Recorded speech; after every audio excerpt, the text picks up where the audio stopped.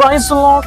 Isaiah chapter 26 and verse 3 లో చూసినట్లయితే, ఎవని మనస్సు యెహోవా మీద ఆనుకొనునో వానిని పూర్ణ శాంతి వానిగా నీవు కాపాడుదు అని దేవుని వాక్యం సెలవిస్తుంది.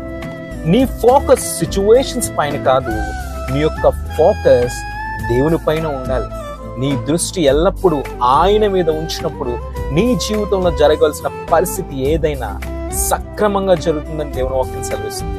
మనం కొన్ని విషయాలు చూసుకున్నట్లయితే, లోకం మారుతుంది, పరిస్థితులు మారుతాయి. ఒకనాడు ఈ లోకం గతించిపోతుంది. కాబట్టి లోకం పైన కాదు నీ యొక్క దృష్టి, దేవుని పైన నీ దృష్టిని నువ్వు పెట్టాలి. ఒత్తిడి అనేది చాలా భయంకరం. ఇది ఎలా జరుగుతుంది, ఇది ఎలా వెళ్తుంది, ఇది ఎలా నా జీవితంలో నెరవేరుతుందా లేదంటే పరిస్థితులు. ఒత్తిడి పైన కాదు, దేవుని పైన నీ దృష్టి పెట్టాలి. పోరాటాలు అనేవి తాత్కాలికమైనవి. కాబట్టి పోరాటాలపై కాదు, దేవునిపై నీ దృష్టి పెట్టు. ఎందుకంటే ఆయన శాశ్వతమైన వాడు.